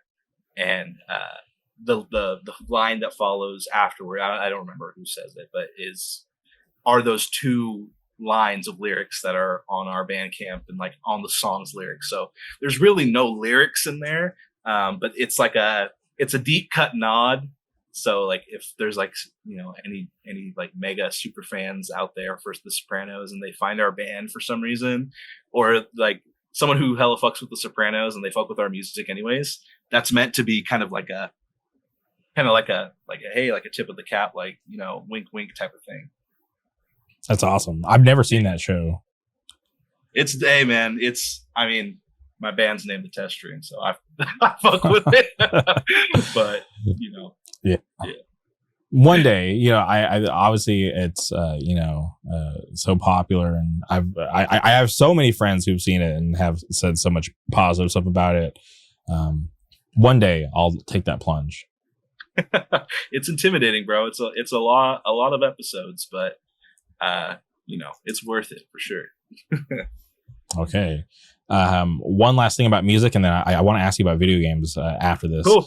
But there's a band you briefly mentioned them earlier from Shingle Springs, California. For people who may not be familiar, but see, I always pronounce it as Elijah, but I don't know either how to properly say it. You know, and when they were active, like you know, that like I spent a long time in hardcore just not being very social, right? Like obviously, like I fucked with like my circle, but outside of that, I just never really you know what was that social, just because you know, naturally I'm you know, pretty reserved, antisocial. You know, I went to that show by myself. You know, I just, you know, just like to be in my own little bubble sometimes, not because I think I'm better than anybody, but that's just, you know, it's just kind of like how I am. Sure. And I remember I had known about them because obviously they're a big deal, but never really listened to them. And it wasn't until one night we were in Las Vegas and we were at this place called Leathernecks and they were headlining. And I was like, okay, cool. I was like, finally, I'm in the same room as them. I get to see what like all the hype is about. And I'm not kidding, dude. As soon as they started, I was the only person in that room that was not singing along. And I felt so left out and out of place, and just my mind was blown, like all these crazy feelings at once. And I'm like, oh shit, this is real. This is fucking insane. Yep. And from that night forward, I was like, okay, like hella respect for this band. Like this is something special. Like what I just witnessed, like now I get it. It was wild. But you know, I'm sure like, you know, you were aware of them because obviously like local to you. You know, can you talk about were you a fan? Did you know any of those guys? Oh yeah, dude. Like I mean, I wouldn't know what to equate it with for like Southern California, but the hype and the mystique and like the feeling before before an Alicia show it's something that like I've been chasing that for a really long time because, you know, very formative years for me personally, you know, maybe a different experience for people who were older at the time. But, you know, as like a 15, 16-year-old going to see this band that was like, they felt bigger than the world, but they're from my backyard. And seeing them play was like, it was kind of like a nerve-wracking thing because you knew that like 100% chance of violence walking into that show. Like there's going to be a fight, at least one. Like the over/under on fights is like at like 6. It's like who knows what's going to happen. You know, everyone is going to be dying to get the mic. Everyone's going to be on the dance floor. Like wherever they're going to play, it's just unadulterated chaos. And they attracted, if you liked punk, metal, hardcore, whatever, aggressive music, you lived in this area, you were going to be seeing, like, you were at that show. Like, if you had the means to make it in, if it wasn't sold the fuck out till the walls were brimmed, even then people are sneaking in. Like, one of the more infamous spots out here was this place called the Boardwalk in Sacramento, or Orangevale. Technically, it's a suburb. But that's where a lot of those shows would happen, or like up in Shingle Springs. So Shingle Springs is like the mountains. So it's like, you know, 30 minutes away from like the heart of Sacramento. And so they would have shows up there at the Shingle Springs Community Center. Like Alicia played with like 100 Demons up there. Like so many crazy shows used to happen back in the day in Sacramento. And they were at the forefront of a lot of them. And so seeing that band was like, I don't know, man. I don't know if you've seen a lot of the reaction to they just repressed their record, mm-hmm. Masochist. Mm-hmm. The online response to that has been crazy.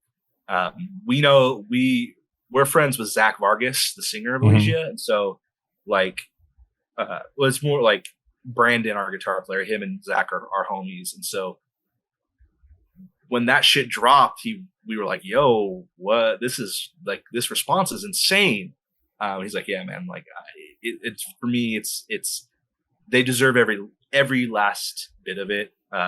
You know, they played a kind of music that was very, very like too easy to be cookie cutter in, way too easy to be disingenuous and to not be authentic or to not really have anything important to say at all.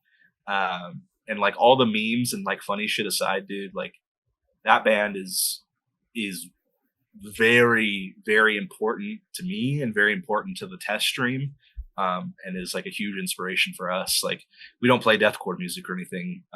But you know, their band, their aura, their presence in our area, what they've done for the city, for our scenes, and their last record too is a direct inspiration for a lot of our music too, because it's more of like it's less of the deathcore shit and more of like, you know, like metalcore, like crazy Kurt Ballou, like fucking math metal shit. So yeah, man, that band's very important, and like I know the Showcase Theater was like the spot back in the day for like the crazy like carnage, like mm-hmm. And I know they played there too. Mm-hmm. So were you around when like Winds of Plague was like really popping off back then? Yeah. Okay. I remember seeing videos of like Winds of Plague back in the day. There's this one video of them playing like a Halloween show. And I remember that being like equitable to kind of like how those early Alicia shows felt to me. So I don't know if that's even fair to compare. Someone's gonna like that whole era. Like I was around for that. Like, you know, Alicia coming down, Winds of Plague, Underneath the Gun. There's a band called Dead in Existence, which was like they were like heavily influenced by Winds of Plague. As Blood Runs Black. You know, just all that stuff. Yeah, like I was around for that. I saw Alicia at the Showcase Theater, which was awesome.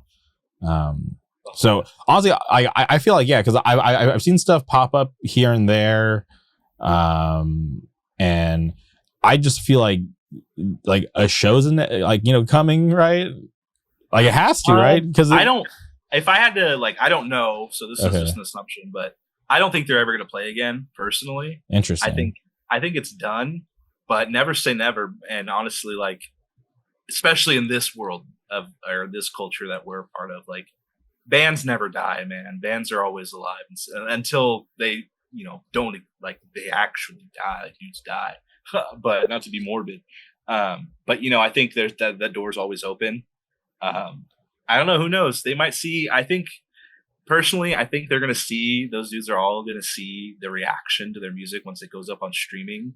Yeah, I was surprised Masochist hasn't ever been on streaming. Never. Like I have to go to YouTube when I want to listen to the Masochist. Yep.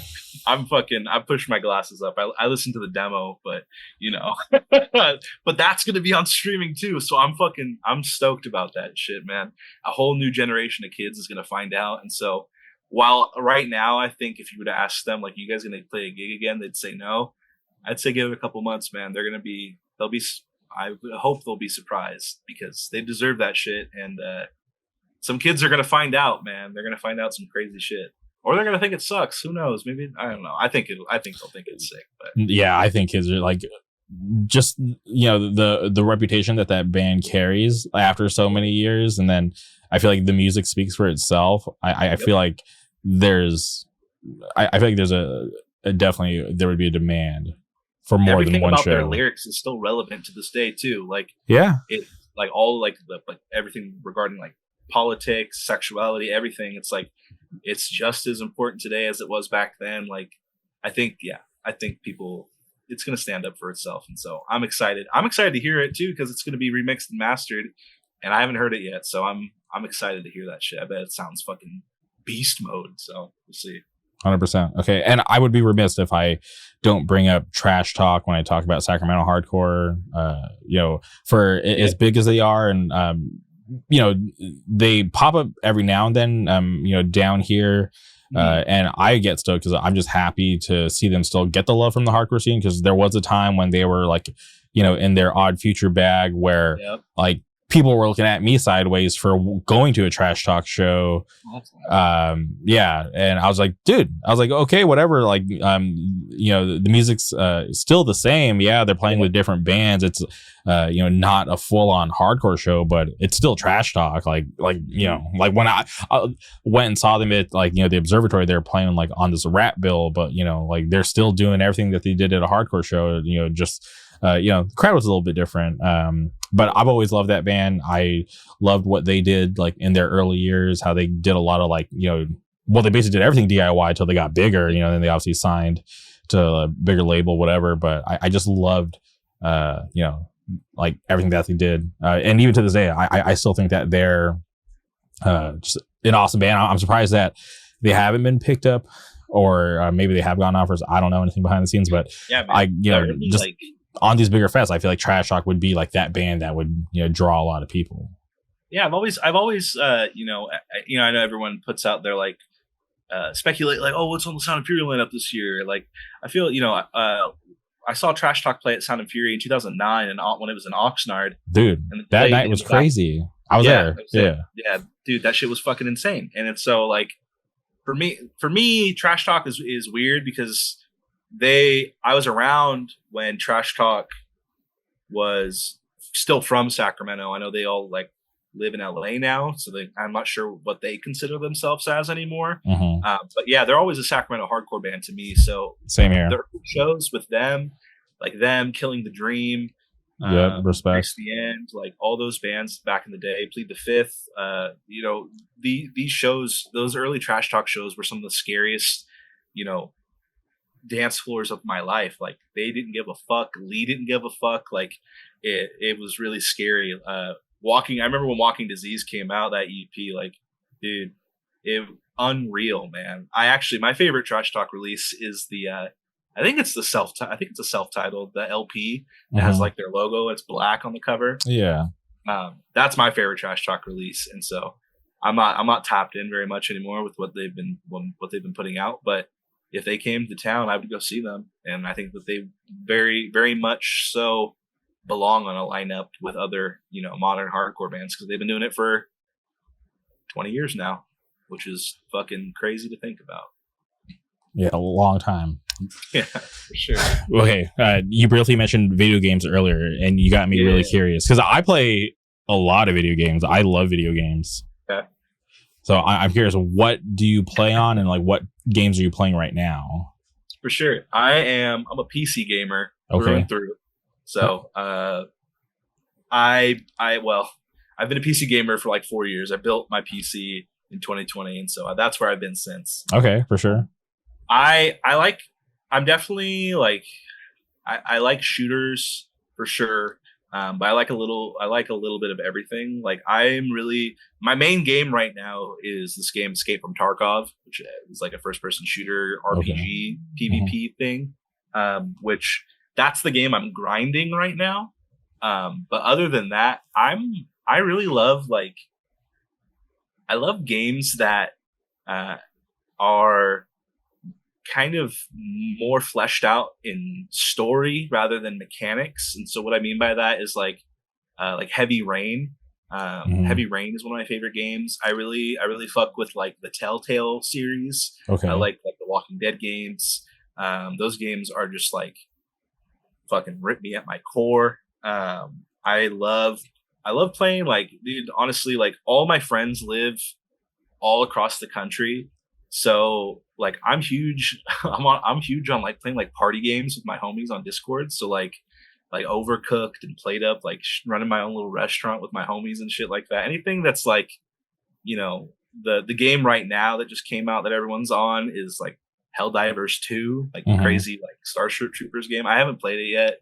But that's my vibe. Like as I get older, I have less time to put into like, I really want to like, I don't have a PlayStation, but I really want to get a PS5 so I can start playing through like all of the like FromSoft backlog, because I have only played Sekiro, Shadows Die Twice, and even that, like, I haven't beaten that yet because I fucking suck at those games. Like, I hear everyone is like Eric in my band, he's huge on like those kind of games, or like JRPG stuff like that.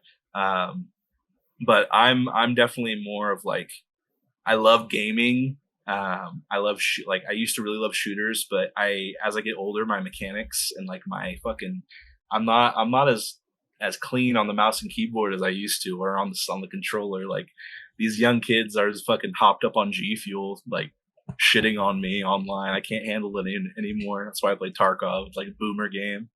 But yeah, man, play some Counter-Strike, shit like that. And then this is like super nerdy answer, but because you asked me about games, I'm just gonna keep it hella transparent. I'm like huge into pro wrestling. Like I'm a pro wrestling nerd. Okay. Which is funny because I like hella people in the hardcore. I don't know what the deal is, but hardcore and pro wrestling are like this. And so there's this game that's like it's a text-based like wrestling RPG that I play. It's called Extreme Warfare Revenge. And what it is you like run your own like wrestling company on there, and you download. It was made in like 2003. It's an old ass game. It's like RuneScape status. And so people still put out mods for it with like real life people every single month. So it's like, this wrestler doesn't work for WWE anymore. Like, take it off. And so I have like my long running like wrestling text based RPG company thing on there that's been going for like 10 years. And so that's my uber nerdy gamer answer. But other than that, I'll be up on my first person shooter shit. And so I don't know. What have you been playing lately? So I just beat Suicide Squad Kills the Justice League. That was probably the last game that I just beat. It was okay. In terms of DC games, it's better than Gotham Knights. That was the game that came out before that. So the bar was really low. But I love the Suicide Squad. I was reading the comic books before the movie came out, and then the movie kind of made it really weird, pop culture-y, whatever. But I'm still a fan, so I try to support in hopes that they'll be able to put out a great product in the future. Which movie do you prefer? Do you prefer the first Suicide Squad or the most recent one that they did? The second one's better than the first one, I think. Okay, I haven't seen the second one. I've only seen the first one, and I did not like it. So yeah, it's pretty rough. But whatever. Yeah, so I just beat that. But right now I'm playing this game. It came out in like 2018. It's called Hellblade: Senua's Sacrifice, and it's like this girl Senua. She's on this quest to save her husband from hell or some shit, and like it's like recommended to play with like really nice headphones, because like as you're playing you're getting like yelled at by it's all these voices inside your head, so like you're hearing shit on like this side, like people whispering, people laughing and telling you not to do this, or in the middle of combat they'll be like, hey, like watch your back, and it's pretty trippy. So I'm like playing that. Okay. I'm on like that's like one of many games that I'm playing. Like I'm playing that, and I'm really into like classic RPGs. Like there's this game that came out called Sea of Stars, which is like it seems like the people who made it just loved Chrono Trigger, so that's what that reminds me of. And then like I play a ton of Apex with my buddy Nate. Like he's like my best friend. So Nate and I play Apex all the time. Like on your nerdy shit, I'm like a huge Disney guy, even though like I don't really like talk about it as much as I used to. But there's this game called Disney's Dreamlight Valley, and it's kind of like it's kind of like an Animal Crossing style type game. Cool. So like I have like my little village that like I like maintain. I'm growing pumpkins every day. That's like the best way to make money is selling fucking pumpkins. So play that, and then like I have games that I'm like waiting to play. Like I go on vacation in a couple of weeks, so there's this game called the Yakuza series. Yeah, for sure. So there's this game called Like a Dragon, Infinite Wealth, that just came out, and that's like a direct sequel to Like a Dragon. I forgot the first one, but the first one I like fell in love. I was obsessed with that game. I got like all the achievements. So in between that, I played some of the other Yakuza type games. I play like Judgment and whatever. I just beat Like a Dragon Ishin. So now that Infinite Wealth came out, I'm like, okay, like I know this is going to be fun and I'm going to be obsessed, but I just want to be able to play it with like very little distractions. So like I said, I go on vacation in a couple of weeks. Oh, yeah. So that's what I'm going to like spend a lot of time doing. But other than that, like, yeah, I play a lot of other shit too. Like very into fighting games, like Tekken 8. I'm like heavy into right now. Yeah. So for anybody who thinks they're good at Tekken 8, I'll beat you. Street Fighter 6. Street Fighter 6, huge fan. I'll probably beat you in that too. So for anybody who's willing and wants a challenge, please hit me up. Let's play. Let's run some sets. But yeah. Dude, fuck yeah. Yeah.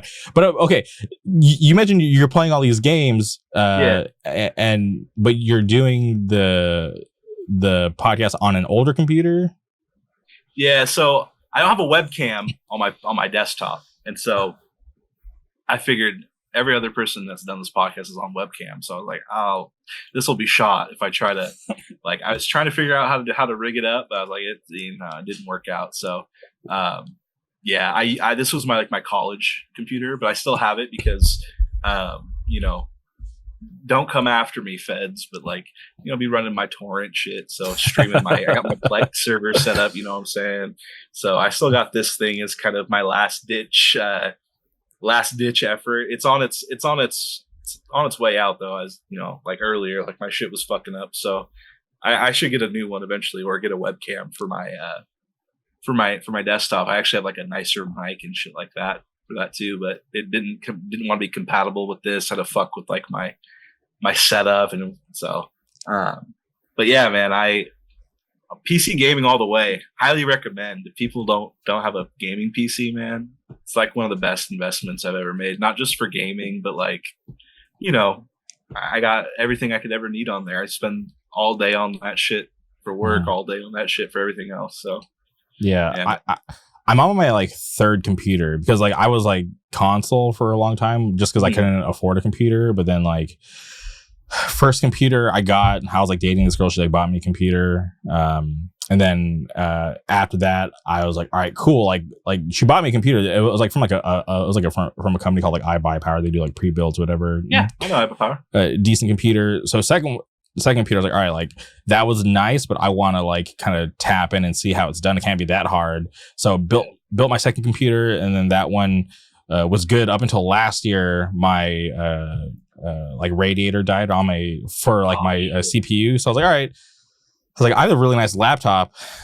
So I just, for like the whole last year, I was just living on this laptop. It was like a gaming laptop. So I was like, all right. I kept telling myself, I was like, don't worry, like I'll just buy a new computer. I'll buy a couple new parts and we'll be back in business. But I just never did until this year. I was like, all right, finally, like laptop is cool, but like I'm sick of like kind of being like limited. I want like a full, like, you know, powered system. I want to be able to have more power.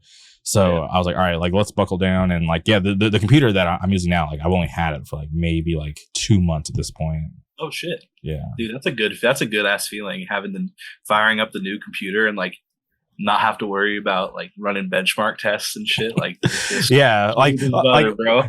I would get so paranoid because, you know, PlayStation does a lot of ports, right? Like they ported this game called like Days Gone, which is a game that I wanted to play, but like I'm running it like the laptop has like a 3070 in it, so it's not like the worst graphics card. Yeah. So I'm like playing it, but like as soon as I hop on like a motorcycle, I'm dropping to like 35 frames, and I'm like, this is like not right. But then I'm like reading in the forums like, no, like that game was just ported terrible. Like I have like a 3090 and like I'm having the same issue. So like for a long time, I was really self-conscious whenever I would get a new game because I'm just like, oh, like am I gonna like, because like I run stuff at like high, but I want to be at like ultra, you know? So yeah. So now. You know, now that I have a newer system, it's like, yeah, like everything's just like maxed out, you know. Yeah. It's a good ass feeling, man. I know that's why like I've missed out on so many like dope ass single player games from like the last 4 or 5 years. It's because I had an Xbox for my PC and that shit died. And so it's like I have that, but you know, I downloaded Red Dead Redemption 2 on my computer, and it runs well and all, but it doesn't run how I want it to run. I'm like, I have a gaming PC, bro. Like, I need this to be. And so I just gave up. Like, Death Stranding 2 is coming out soon. So I'm trying to play the first Death Stranding. Oh. I saw they put out a teaser coming out for the new Elden Ring. I haven't played Elden Ring yet. Like, I'm so behind on like all these dope ass games with crazy ass like the combat. Trailer for the Elden Ring DLC drops tomorrow, which is like it's like a big deal. So there you go. So like when people listen to this, they'll have already seen that shit like 40 times. So. Yeah, you know what's funny is you mentioned FromSoft. I've always been a fan of those games, but yeah, like I sucked at every FromSoft game until Elden Ring, where I was like, because I'm like a huge fan of like Game of Thrones, so like, oh, like George R. R. Martin has like his hand in Elden Ring. I was like, all right, no matter what, like I'm gonna suck for a little bit, but I'm gonna get good. And I was able to like grind and play Elden Ring. And I'm like, I wouldn't say I'm good at Elden Ring because I watch like some Elden Ring like streamers and they're actually good. But like no hit runs, level 1. Yeah, crazy shit like that. But I was able to get all the achievements for Elden Ring. That was like a proud moment. Sick. Yeah, a lot of grinding, but it was definitely worth it. A fun game. I definitely enjoyed it. I'm definitely looking forward to the DLC. So I'm very excited to see that trailer tomorrow. Oh yeah, I'll have to play that soon. Yeah, and I'm pretty sure like you don't need a PlayStation for FromSoft. I feel like all the Dark Souls, maybe not Demon Souls, but I know the Dark Souls 1, 2, and 3 are definitely on Steam. Oh shit! Okay. Yeah. I figured they were. The only problem is I don't have a controller. I'm strictly mouse and keyboard. Okay. And like I was trying to play Sekiro on my mouse and keyboard, and that shit was not cutting it. I probably just need to suck it up and get a controller at this point because I'm losing daylight. I'm losing years on all these sick ass games. It's gonna be like strictly VR shit coming out soon. Which I'm very curious because like I've done VR stuff, but for some reason like the one thing that I can never get is like I can never feel like fully immersed because I can never see my own legs, which is like the strangest thing. Like there's this like in downtown Disney they had like this like Star Wars VR thing, right? Like you put on the little pack, they gave you the gun, you're like actually going through rooms and stuff, and like you're getting shot at, and like the vest has like haptic feedback, so you like feel it. And I'm like, okay, this is cool, this is fun, but when I look down, like you don't see anything, and like I just could not. I don't know why that was such a hang up for me, but like the fact that I couldn't see my legs, I just could not get like fully immersed, and that just bothered me. Yeah, man, I one of my buddies had like I think it's called like an Oculus or some shit. Okay. One of the like at home one, like I think it was like the Meta, or I don't know. I'm confusing all of it. I sound like a boomer right now. I tried it on and same shit though. I honestly, it gave me motion sickness because I was like trying to be aware of my body, even though the whole point is to like suspend your disbelief. But I'm just like, bro, I'm like looking around and like I know there's a wall there, but it's not there anymore. It's like there's like an ocean there is what I'm looking at now. Or it was like on the beach, and that shit tripped me out. I gave me a headache. I was like, it's like I might be prepared for this down the road or down in the future. I see like all the Apple Vision commercials, and that shit stresses me out. People sitting down and like, I don't know. It's just like it's a little too modern day for me. It scares me a little bit. Maybe one day. Maybe if they make fucking sick ass VR that works, that doesn't make me become motion sick, I'll be down for it. But until then, dude, I have such a crazy backlog of games. I mean, I'm still working on my Stardew Valley shit. I'm still like, I'm all for the cozy games. Like that's my shit. Oh, I wanted to make a recommendation because you mentioned that you like story. Had been like a month or two ago at this point, but there's this game that I beat, which was not crazy action packed, but it was just a really good story. It's this game called Firewatch. Oh, dude, yes, Firewatch is. I haven't finished it, but I recently bought it in the Steam like winter sale, and so I started it, and I was like, okay, I need to like pay attention. I need to like sit down in the dark and play this game, and so that one. I'm glad to hear someone else fucks with that game because that game so far has been really sick.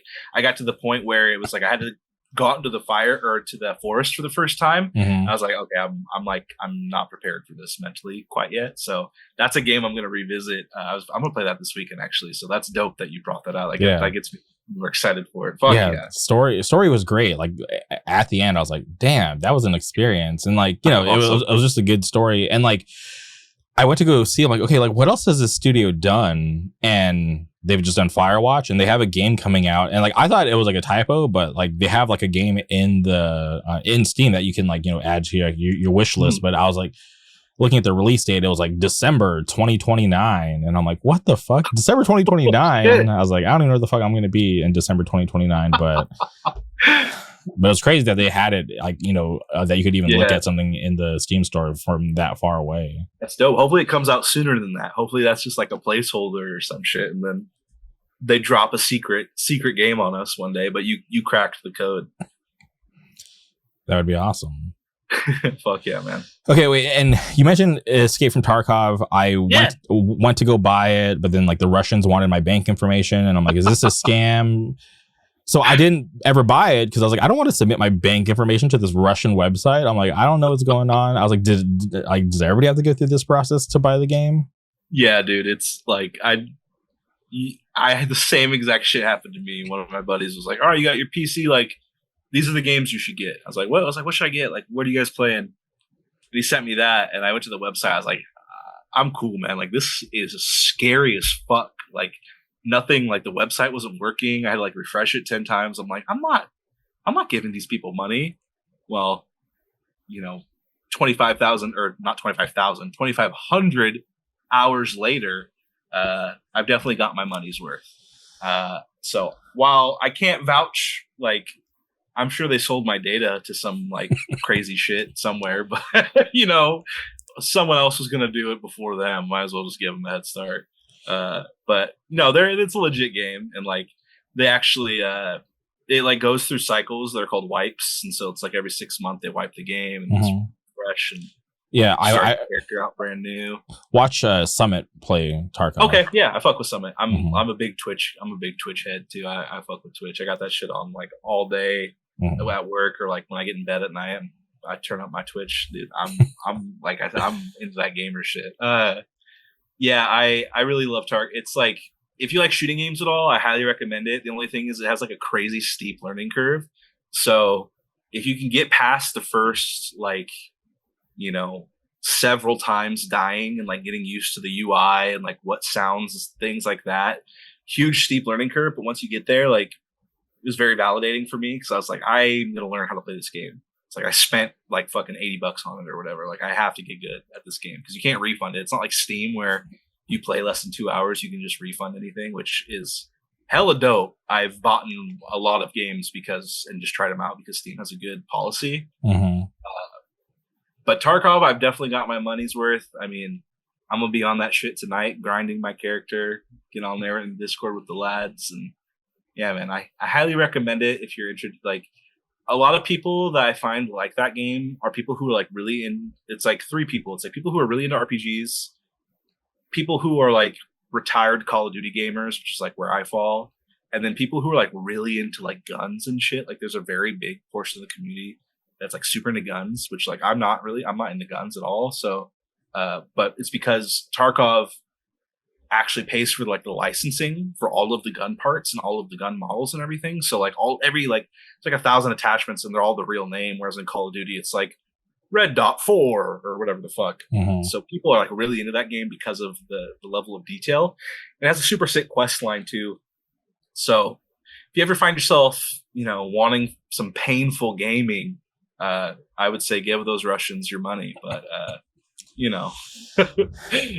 be prepared for sure. Well, I have a grudge against the Russians, and we can end it after this. Long time ago, I didn't know who was listening to this podcast, so I gave out like my debit card information and my PIN. And then I woke up like the next morning, like $700 missing. Shit. Yeah. And then this is like when I used to bank with Bank of America. So I called Bank of America. I'm like, yo, like, I'm missing $700. And they're like, yeah, like you pulled it out of this ATM in Moscow. And I'm like, no, I did not. I was like, I'm here in America. I've never left the country. That was not me. And Bank of America tried their hardest to say that it was me. And like, I had to fight to get my money back. It took a while. Yeah. But also it was my fault for giving out all my information on the podcast, not thinking that anybody was actually listening, but people were, and somebody got $700. So you're welcome. But yeah. Whoever listened to the podcast, whoever did that, fuck you, bro. That's crazy. But damn, Chris, this was awesome. This is I'm so happy that, we talked at program. I'm so happy that, we're able to do this. This was fun. Hell yeah. Let's do it again in the future. Whenever, the test stream has something coming out, maybe the next EP full length will ever come back on. You're always welcome. I love Sacramento. Yeah. Got to get up there at some point. But I'm seriously so happy that you're able to do this. But before we sign off, is there anything else you would like to say? Dude, feelings mutual. Thank you so much for letting me come on. This was like the quickest 2-hour chat of my life. That was, this was awesome. So thank you for giving me the opportunity. Thank you to anyone who's listening. Shout out to everyone. Hopefully you check my band out and hopefully you like it. If you think it sucks, that's cool too, bro. I don't care. Shout out all the bands from Sacramento, Extinguish, fucking Defective Chain, all my homies from the Bay. Go to a show, start a band. And yeah, man, I love hardcore. So thanks for having me, dude. All right. Well, thank you again for your time. Thank you, everybody, for tuning in. We'll be back soon. Goodbye. You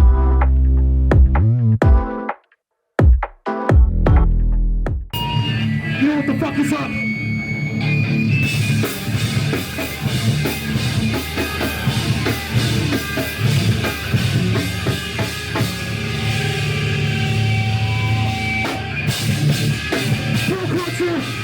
Texas, stateside, major pain, Orange County, program. You know the words, get the fuck up here.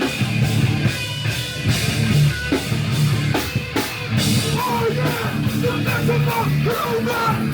Oh yeah, the maximum human. Oh yeah, the maximum human.